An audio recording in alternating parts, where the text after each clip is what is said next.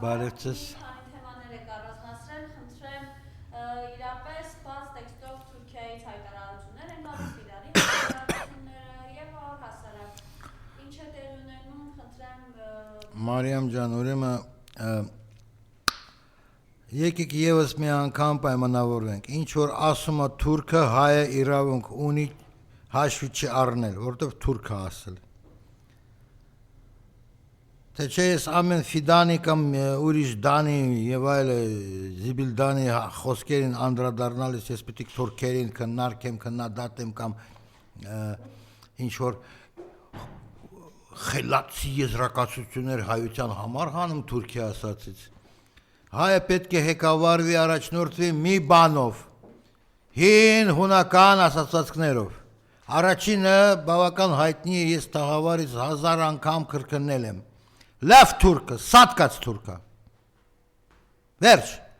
Երկրորդը, որը ոչ պակաս կարևոր է, եթե թուրքը խոսում է խաղաղությունից, սպասի պատերազմ, դա հունական ասացվածքներ են, որոնք դարավոր փորձի հիման վրա են հենված։ Ու դա նորմալ է։ Պետք է հայ չլինել, պետք է հույր լինել, ու իմանալ թուրքը ով է։ Որտեւ հայերը կարճ խելք ունեն, կարճ հիշողություն։ Հայերը հավատում են ամերիկյան եսիմինչ միսիոներեն, անգլիական միսիոներներին կարծրատիպիկ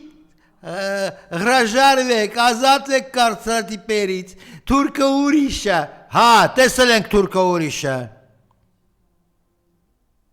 Քրթված թուրքը, եվրոպացված թուրքը ավելի վտանգավոր է կամ կոչվոր թուրքը։ Իմացանք։ Որ թուրքը աշխարհի կեղտը, իմացանք։ Ցանկացած թուրք, ամենալավ թուրք, ամենաբարի թուրք, դա թուրք է։ Ու թուրքերեն պետք է բրաջինջել, ոչնչացնել աշխարհից։ Հենց այդպես։ Բայց աշխարհում կան շատ ավելի հետաքրքիր եւ բազմաթիվ թեմաներ, որոնց մասին պետք է ուշադրություն միշտ դարձնել։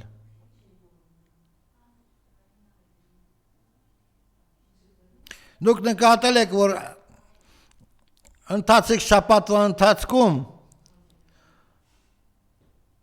չգիտես ոնց, չգիտես ինչու, որովհետև մանրամասները մեզի չեն հայտնում, մեզ հայտնի չեն այդ մանրամասները։ Տեղի ունեցել երկու հեռախոսազրույց Ռուսաստանի եւ Իրանի արտգործնախարարների միջև։ Վերջինը հենց երեք։ Ու եթե առաջինից մենք իմանում ենք, որ քննարկվել է միջուկային խնդիր Իրանի հետ կապված, մենք այդ իմանում ենք։ Որտեղ պայմանավորվածություններ են գոյացել եւ Չինաստանն էլ է միավորվել այդ բանակցություններին, ասենք էլի հեռախոսազրույցներին, որոնք ուղղված են ՄԱԳԱՏԷ-ի դեմ, ԱՄՆ-ի եւ 3 եվրոպական երկրների դեմ, որոնք շարունակում են պնդել, թե իբր իրավունք ունեն ինչ որ մի բան վերահսկել Իրանի տարածքում։ Բայց երկրորդ հեռախոսազրույցը վերաբերվել է լրիվ ուրիշ խնդիրներին։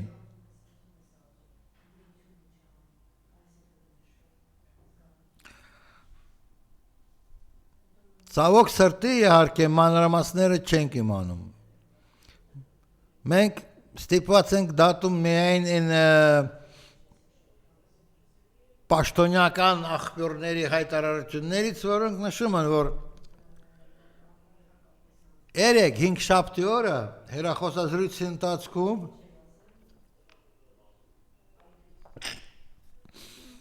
պարոն Արաքչի եւ պարոն Լավրովը քննարկել են տարածաշրջանային անվտանգության հարցերը։ Բավական բովանդակալից իհարկե սահմանումը կամ հայտարարությունը։ Տարածաշրջանի անվտանգության հարցերը ինչ են։ Առաջինը դա ինչպես որ չզարմանան մարդիկ, տարածաշրջանային անվտանգության հարցերը, որոնք իրոք կարող են մտահոգեն եւ Իրանին եւ Ռուսաստանին միաժամանակ, դա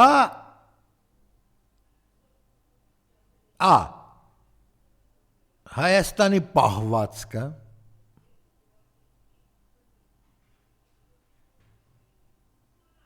որը արդեն վտանգավոր է դառնում եւ Ռուսաստանի եւ Իրանի շահերի համար,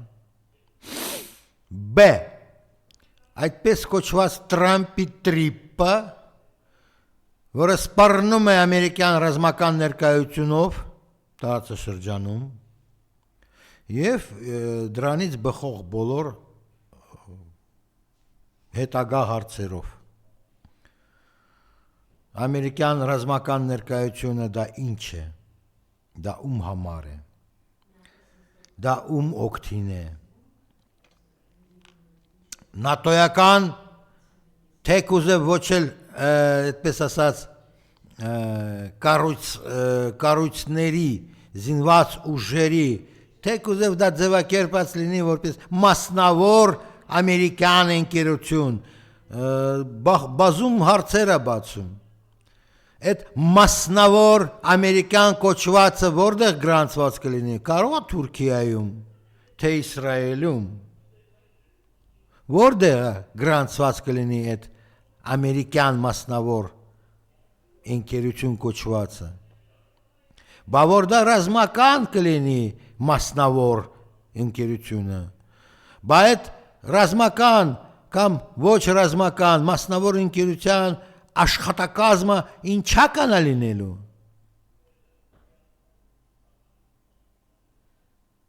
Ովքեր էին այնտեղ գրանցված կլինեն ուստեղ ուղարկված, ովքեր, թուրքեր, ջղուդներ, զիբիլզատ, աֆրիկացիներ, ով, ում են պատրաստում Հայաստանի և հայերի գլխին։ Հարցեր են, չէ, որոնք պահանջում են պատասխաններ, որը չունի Երևանը, որտև Երևանը դա ընդհանրապես արդեն արտաքին քաղաքական ոլորտում գոյություն չունեցող միավոր է։ Նա հանձնել է բոլոր ռազմավարական նշանակություն ունեցող դիրքերը եւ տարածաշրջանում եւ աշխարհում։ Կարող ենք նշել, առաջինը եւ գլխավորը եղել է Արցախի ազատ անկախ հանրապետություն։ Հանձնել են, հիմա Սյունիք են հանձնում, Տրամպի տրիպի տակ։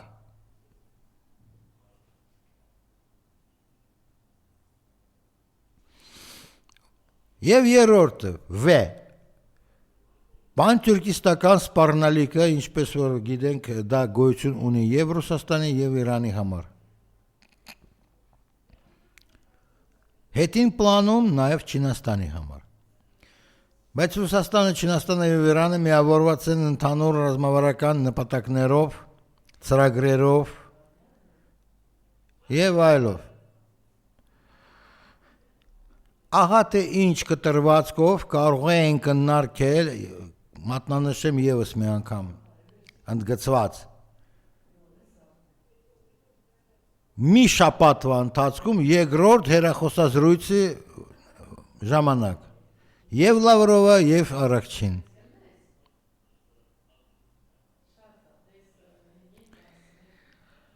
Պանթյուրքիստներից ես այս տաղավարից 10 անգամ ասել եմ, առաջինը խոսացել է բավական կոշտ Իրանի գերագույն առաջնորդի միջազգային հարցերով գլխավոր խորհրդական նախկին արտգործնախարար Իրանի Ալի Ակբար Վելայաթին։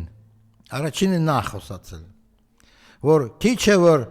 Տրամպի տրիպը այդ Իսրայելի, Լոնդոնի եւ Վաշինգտոնի ծրագրերն են, նա ասաց, որ եւ որոշակի պանթյուրքիստական շրջանակների ծրագիրը։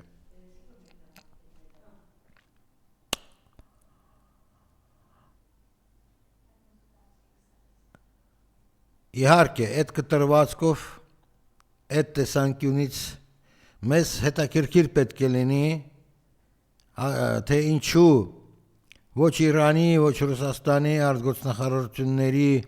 մամլոյցարությունները չեն լուսաբանում այդ հեռախոսազրույցի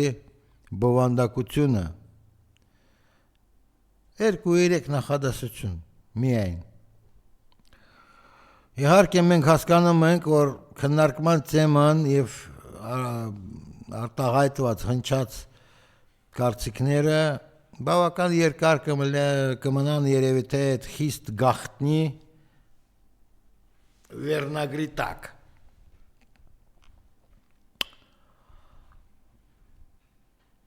Իհարկե ոչ Իրանը, ոչ Ռուսաստանը չեն շտապի բացահայտել, թե ինչ է եղել է քննարկման գլխավոր, երևի թե ասենք թեման պարզը, գլխավոր հարց։ Հակաամերիկյան ուղղվածություն, թե հակաթուրքական ուղղվածություն։ Թե Իսրայելի պարագան պահանջել է, որ Իրանը մտցնի ինչ-որ հակաջղուդական տարեր այդ խոսակցության ընթացքում մեջ։ Դժվար է հիմա կողմնորոշել ու ասել գլխավոր ուղղվածությունը այդ Լավրովի եւ Արաքչիի խոսակցությանը ինչ է եղել, հակաամերիկյան, հակաթուրքական, թե հակաջղուդական։ Սակայն պարզ է, որ դա են 3 կետը, որոնք իհարկե հիմա պետք է մտահոգ են։ Հաշվի առնելով ամեն ինչ։ Հաշվի առնելով, որ դեկտեմբերին կանխագուշակում են նոր պատերազմ Իսրայելի եւ Իրանի միջև։ Չեք լսել, լսեք։ Արևմուտքում դրա մասին խոսում են բավական ազատորեն։ Հաշվի առնելով, որ կան ինչ-որ հարցեր, ինչպես դուք ասել եք, ֆիդաններ արտահայտվում են։ Հետաքրքիր է։ Թուրքական բանտի նախկին կլուչնիկը, ով կա որ հանդիսանում այդ ֆիդանը, խականը։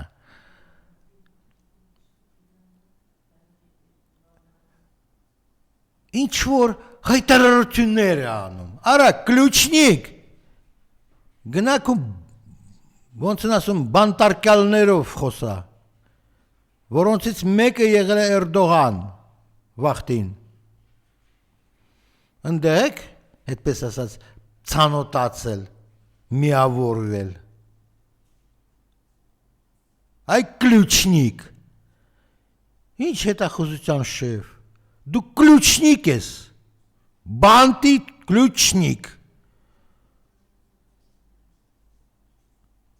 Ահա քո կարմիր գինը։ Ու դու համարձակվում ես ինչ-որ մեկի, կամ երկուսի, կամ ինչ-որ ազգերի, պետությունների հասցեն, բան ասես, թուրք թականք։ Ինչ-որ պիտի սպառնաս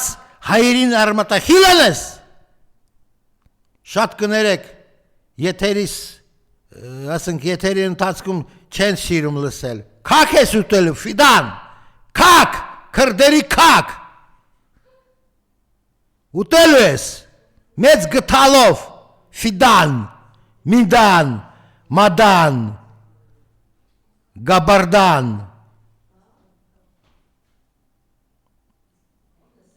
լսի ֆիդան, ոչ պակաս մուսուլման, ոչ պակաս է մուսուլման քեզնից կամ ուրիշից, վելայատին ասաց դերևս ամրանը, իսկ մենք արմատախիլ ենք անելու բոլոր ջուդների և ամերիկացիների վարձկաններին մեր տարածաշրջանում, դա վերաբերում է ոչ միայն Նիկոլիկին կամ Ալիևին, դա վերաբերում է նաև քեզ, քո Թուրքիային, վարձկաններին կոչնչացնեն ստեղ, ինչպես և երբ կնա զանգի վելայաթին ու իմացի, Ես չպիտի որոշեմ էդի, երբ քեզ վերջ են դնելու, քո Թուրքիայի վերջ են դնելու։ Վելայետին երևի իմանում է, զանգի խոսացեք։ Նախկին արտգործնախարար Իրանի շատ բան իմանում ձեր սիրած թուրքերի եւ Թուրքիայի մասին։ Մի վախեցի, արդեն այդ ինֆորմացիաները փոխանցված են Պեկին, Մոսկվա եւ այլն, ուրիշ տեղեր, որտեղ որ որոշել են, որ թուրքերը կեղտ են աշխարհի, պիտի ոչնչացվեն թուրքերը։ Միշտ։ Համենայն դեպս, երեկվա զրույցի ուղղվածությունները իհարկե պետք է եւ մտահոգ են եւ հետաքրքիր մնան, մինչեւ որ չբացահայտվեն բոլոր մանրամասները, մանրուքները, երբ դա կլինի 50 տարի առաջ, հետո 100 տարի հետո դժվարանում ենք ասել։ Իսկ գաղտնի թեմաները բավական երկար դարեր շարունակ մնում են երկար։ Գիտեք, օրինակ, այն փաստը, որ ոմն Ֆրենսիս Դրեյքը եղել է անգլիական նավաթորմի, ասենք, հետախույզ ծառայող, մարդիկ իմացան 400 տարի հետո։ Իսկ 400 տարի առաջ իրան ընկալում էին որպես սովորական, կոպիտ ասած, ցովային, այդպես ասած, խուլիգան, որը թալանում է իսպանական նավերը։ Վերջ։ Իր կյանքի օրոք իրան է տենց են ընկալել, որ նա կապ չունի Բրիտանիայի պաշտոնական շրջանակների հետ։ Միայն 4 տարի հետո, իր մահվանից հետո, իմացան, որ էդի եղել է բրիտանական նավաթորմի ցովակալ։ Պատկերացնում եք։ Անպակաս 400 տարի դա եղել է խիստ գաղտնի փաստ։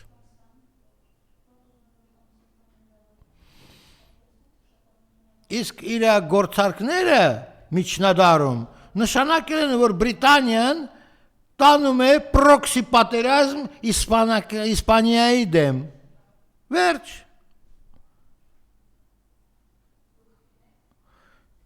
Ոչ ոք երաշխավորված չի, որ հիմիկվա պայմաններում նույնը կատարվում, ինչ որ մի ասենք տեսաերիզով, կամ ասենք ինչ որ հատվածով, կան ինչ որ պիրատներ, կան ինչ որ ահաբեկիչներ, կան ինչ որ դե Սիրիան ձեզ վառօրինակը։ Մոլի ահաբեկիչ դարել է նախագահ, եվրոպական համազգեստով, վիսկապով, եսի ինչ, Թրամփը իրան հավանում է, անվանում է շատ լավ տղա, դե խնդրեմ։ Ահաբեկիչ, որ աչք է ընկել դրանով, որ մարդկանց գլխահատում էր։ Հիմա իրան ընդունում են, արդեն ընդունում են տարբեր տեղեր, բա, այնպես, որ մենք նույնիսկ իրավունք չունենք, ասենք, անտեսել նման կարգի զարգացման հնարավորությունը, որ այսօրվա հանցագործը, վաղը չէ մյուս օրը հայտնվում է ինչ-որ հարգված մարդկանց շարքերում։ Ու կարող անցնի ևս մի 50 տարի, մենք հանկարծակի իմանանք, որ Ուսամա բին Լադենին ոչ ոք չի սպանել, նա շարունակում է ապրել և վայելել իր միլիարդները, որտեղ միլիարդատերի ընտանիքի անդամ է եղել այդ Ուսամա բին Լադեն կոչվածը։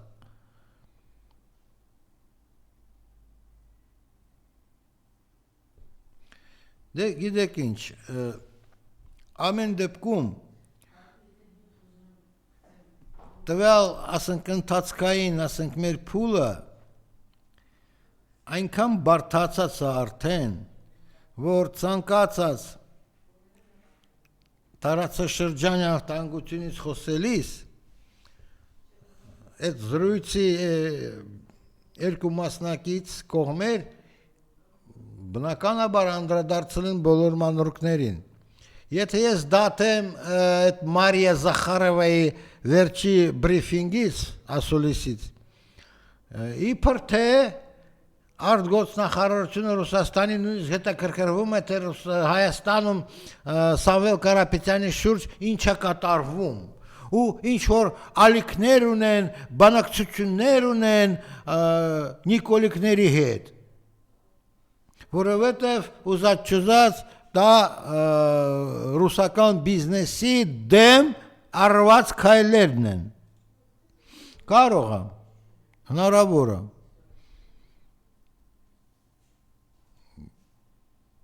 Ես ոչ մի հիմք չունեմ ժխտել Զախարովայի ասածները։ Ես չեմ կարող ժխտեմ։ Բայց ես մյուս կողմից ուզում եմ ուղղեմ մի հարց այդ Զախարովային։ Բա որ հետաքրքրված եք, ինչու բան չեք ձեռնարկում։ Միգուցե դուք նույնիսկ համաձայն եք, որ հալացեն Սամվել Կարապետյանին եւ Սամվել Կարապետյանի գլխավորած ընկերությունը։ Միգուցե դուք տոկոս եք ստանում դրանից։ Մարիա Զախարովա, գուցե ժամանակը եկել բացահայտել ձեր կարտերը։ Ամեն դեպքում մենք տեսնում ենք, նկատում, որ ամեն ինչ փոխկապված է լինում։ Եթե դուք խոսում եք տարածաշրջանի անվտանգությունից էնել Իրանի արտգործնախարարի հետ, ապա դուք չեք կարող շրջանցել այն հարցերը, որոնք բնականաբար պարունակվել են եւ պարունակվում այդ նեղ, բավական նեղ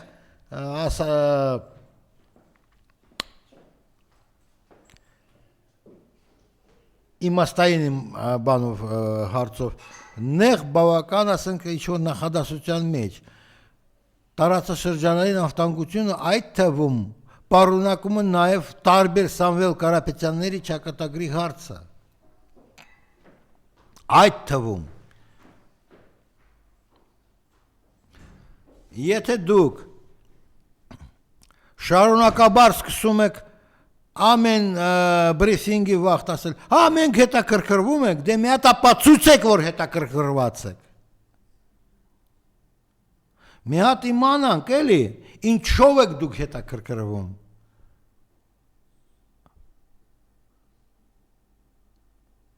Ինչպես եք հետաքրքրվում։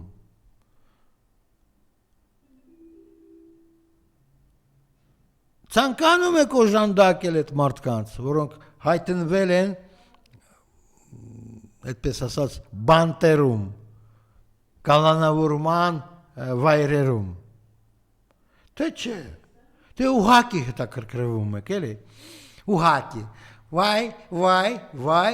վայով չի լուծում ոչ մի հարց։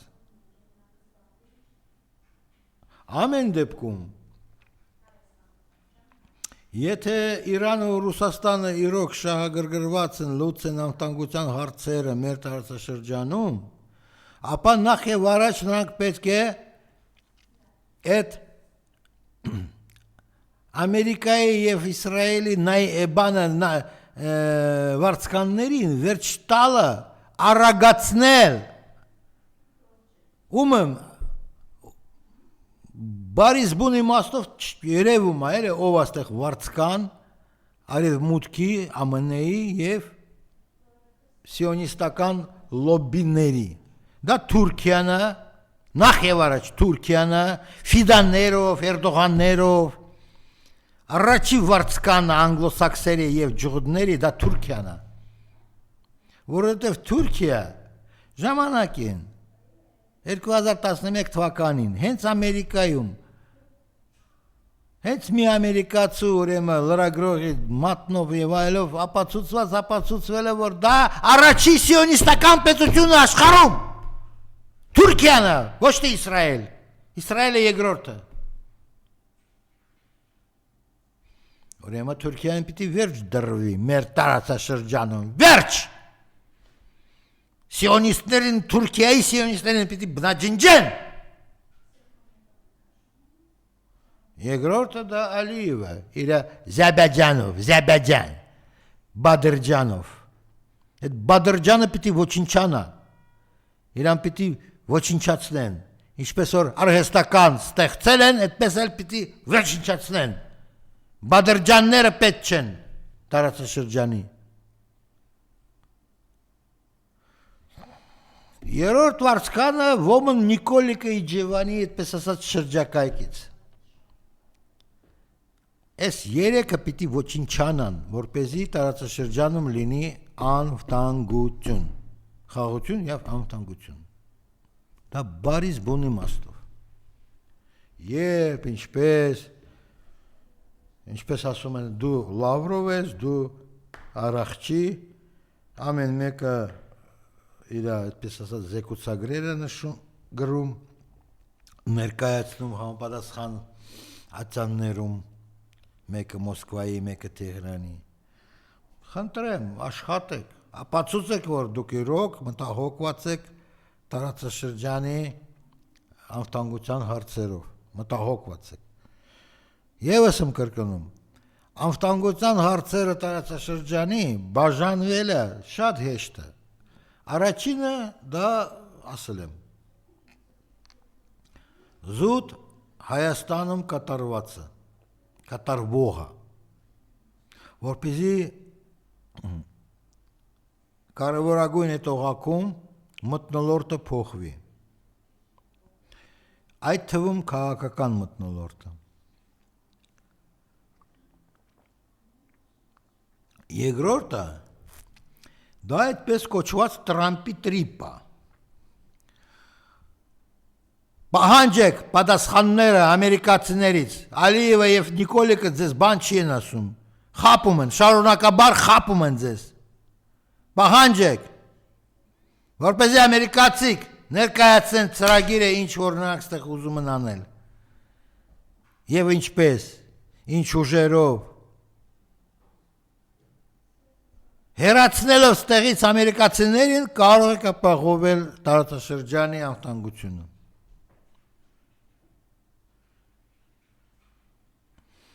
Չեք հեռացնի, չեք ապահովի անվտանգությունը տարածաշրջանում։ Լավրով, Արախչի, դա հասկանալի չէ ձեզ համար։ Պիտի որ հասկանալի լինի։ Եվ երրորդ կետը դա պանթյուրքիստական սպառնալիքը, որը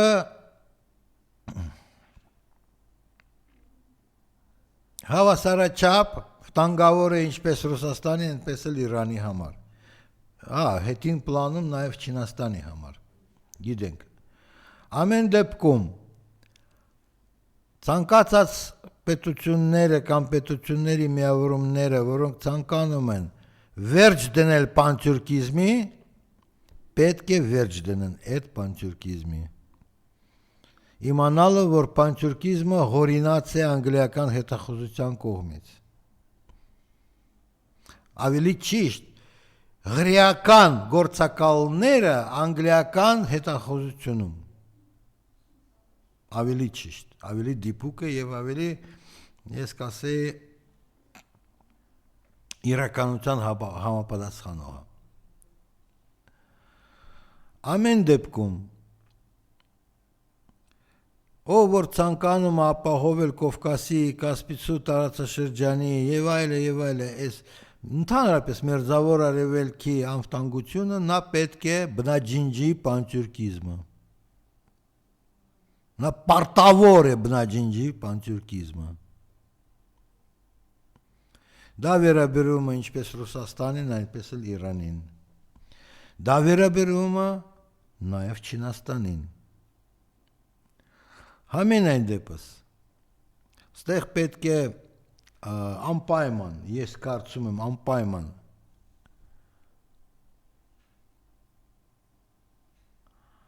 քանի որ հույս չունենք, որ Երևանում ինչ-որ մեկը ընդհանրապես խելք ունի, ուղեղ ունի, մենք պետք է լինենք, ասենք,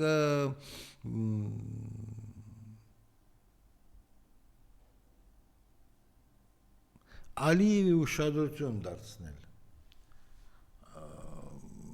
Այն առումով, որ նույնիսկ Ռուսաստանը ու Իրանը աշկիս գերադասում են գործ բռնել հենց Ալիևի հետ։ Որովհետև երևի թե հույս ունեն, որ Ալիևի միջոցով կարելի է կազմակերպել այդ անգլոսաքսոնյան ջհուդական խաղերը Թուրքիայի ձեռքերով մեր տարածաշրջանում։ Ես ենթադրում եմ, ես չեմ պնդում, որ դա այդպես է։ Ամեն դեպքում Ալիև քեզ դեռ խնայում են եւ Մոսկվան եւ Թեհրան։ Ուրեմն դու իրենց պետք ես։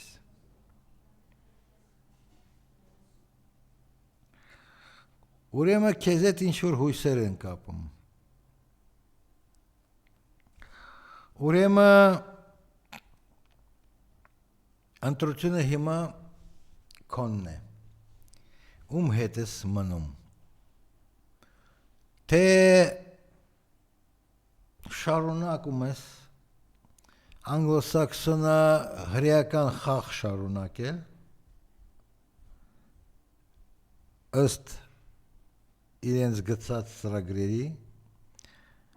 թե ընտրում ես փրկվելու հնարավորություն ունենալ եւ անցնում ես այդպես կասեմ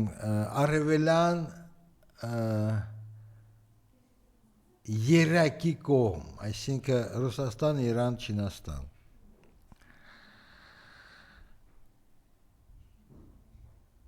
Լինելով անգլոսաքսերի եւ ջհուդների տակ գրեթե միշտ նշանակում է ուշ թե վաղ օրինակ Սադամ Հուսեյնի ճակատագիր կրկնելը։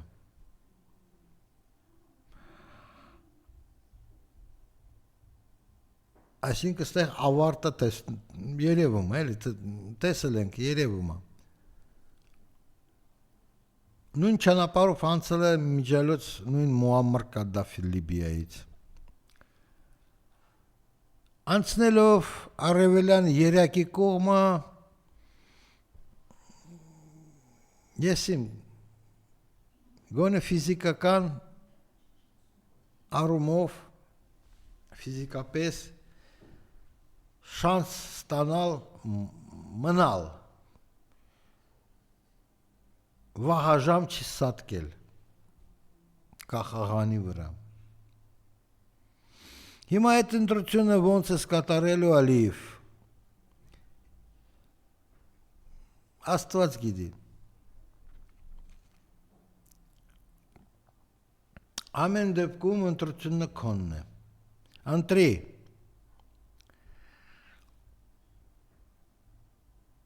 Բայց հասկացի, որ շատ ու շատ բաներ պետք է զոհաբերես, որպեսզի փրկվես։ Շատ ու շատ բաներ։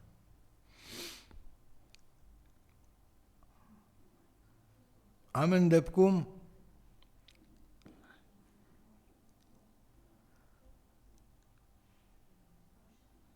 քո որոշումից շատ է կախված։ Աղավոր շատ է կախված։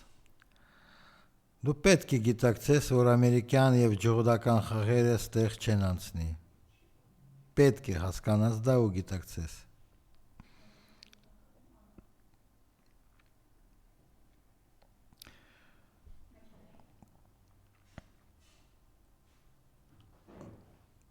Որ լինեին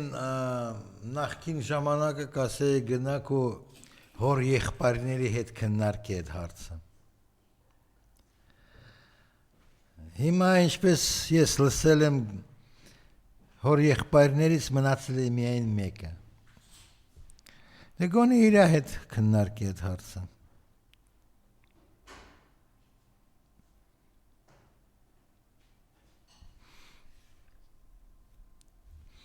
Ուրիշ չարտ էլ չունեք անգլոսաքսերի և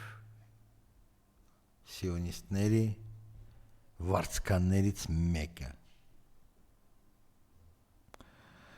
Հիմա ասածս փորձեմ կրկնել ռուսերեն, որպեսզի քո թարգմանիչները չչարչարվեն։ Алиев,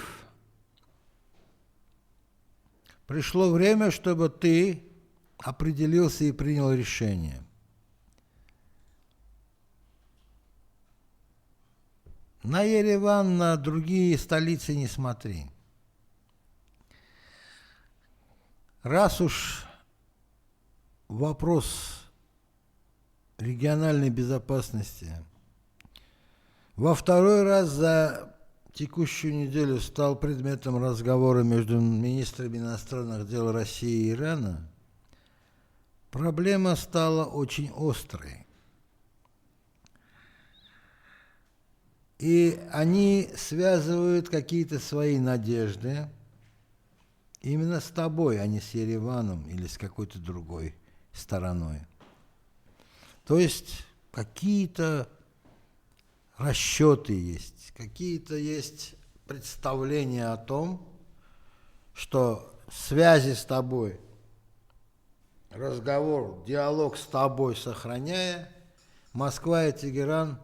намного больше могут достичь, чем если будут ориентироваться на прямую марионетку англосаксов в Ереване.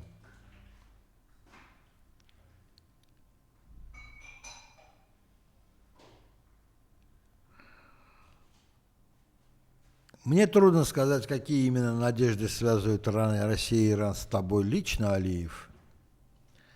Но могу сказать, пришло время, когда тебе необходимо осознать, понять, осознать, что у тебя нет шанса не погибнуть, как погибли такие, как ты, допустим, Саддам Хусейн, Муаммар Каддафи, раньше времени, раньше отведенного Богом времени. Сейчас от твоего выбора зависит то, ты хоть что-то сохранишь или нет. Потому что ты должен помнить, что многоликий агент 5, 6, 10 спецслужб Запада и Советского Союза Саддам Хусейн кончил жизнь на виселице. Что сделали с Каддафи? Ну вот, порыскай в интернете, увидишь.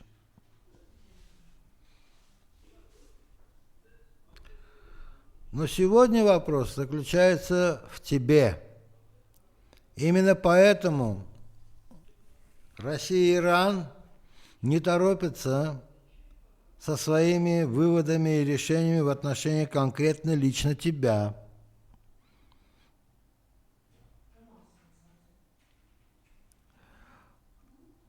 Но это решение, оно судьбоносное.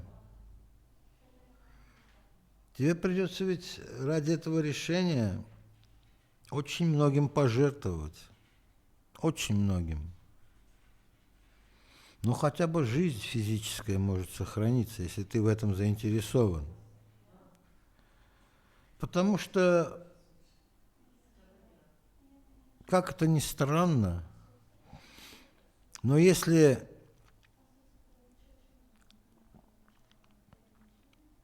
говорить о региональной безопасности, то это именно ты, Алиев, должен понять, что здесь не будет никакого трампи-трипа, никакого зангизурского коридора, никакого тюркского пути не будет. Ты обязан это понять, Алиев.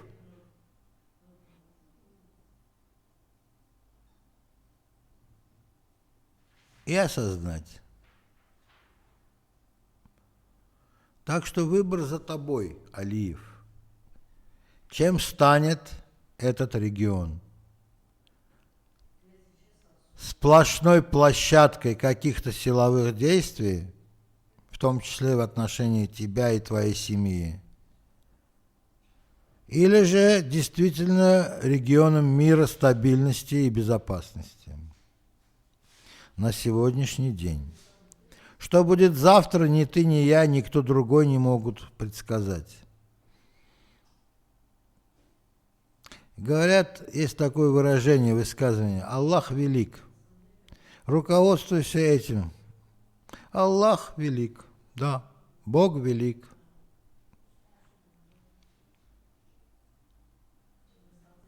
Руководствуйся. Пока не поздно. Пока не поздно. Потому что недавно Иран предупредил всех своих соседей, перечислим всех соседей, Алиев: Турция,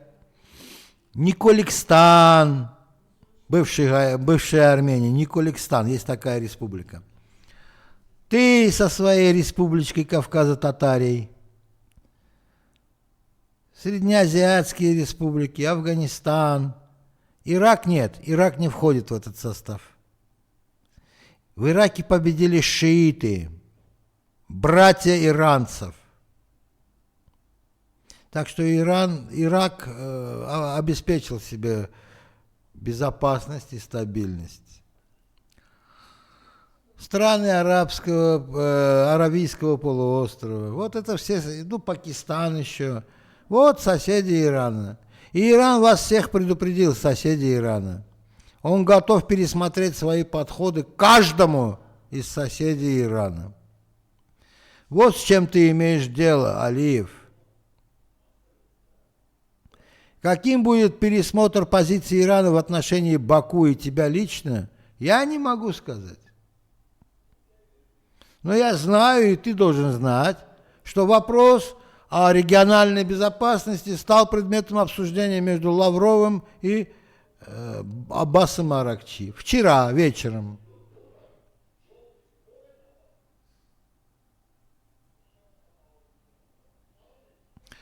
Так что делай выводы, Алиев, принимай решение, на чьей ты стороне. На стороне так называемых наемников, англосаксов и сионистов, в число которых включен и твой братан Эрдоган, братан.